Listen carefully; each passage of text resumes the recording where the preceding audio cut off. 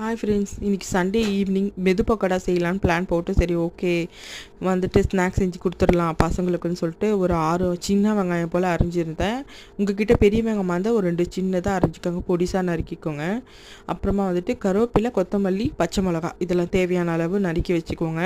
நான் வந்து காரத்துக்கு ஒரே ஒரு பச்சை மிளகா தான் நான் ஆட் பண்ண போகிறேன் இந்த ஸ்நாக்ஸுக்கு. நான் வந்துட்டு இதெல்லாம் பொடிசாக நறுக்கிட்டு ஒரு பவுலில் சேர்த்துக்கிறேன். இன்றைக்கி வந்து கடலை மாவு 1 கப் அளவு எடுத்திருக்கேன்.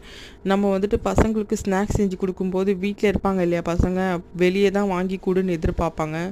தேவையில்லாத பொருளை காசு கொடுத்து நம்ம கஷ்டப்பட்டு வாங்கி கொடுக்க வேண்டியது இருக்கும். அதுக்கு வீட்லேயே உள்ள பொருளை வச்சு எப்படி செய்யறதுன்னு பார்த்து செஞ்சு கொடுத்துடலாம்.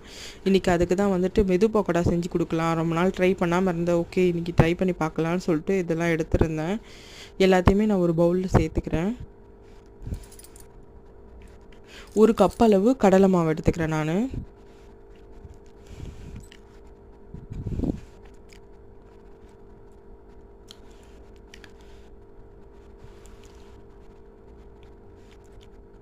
கொஞ்சமாக சீரகம் போட்டுக்கலாம். அப்புறம்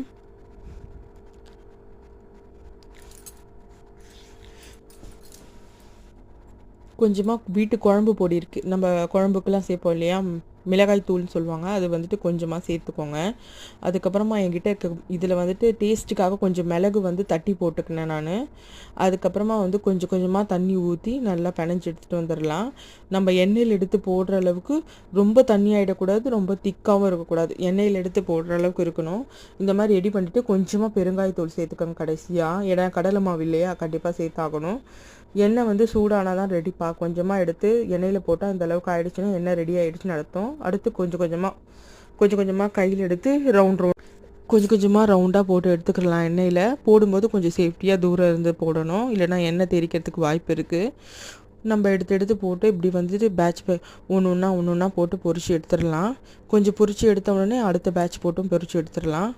ஓகே ஃப்ரெண்ட்ஸ், இன்றைக்கி நான் ரெடி பண்ணிட்டேன் மெது பக்கோடா பசங்களுக்காக. இதை வீட்டில் ட்ரை பண்ணி பாருங்கள். ட்ரை பண்ணி பார்த்துட்டு எனக்கு கமெண்ட் பண்ணுங்கள், லைக் பண்ணுங்கள், ஷேர் பண்ணுங்கள் அண்ட் சப்ஸ்கிரைப் பண்ணுங்கள்.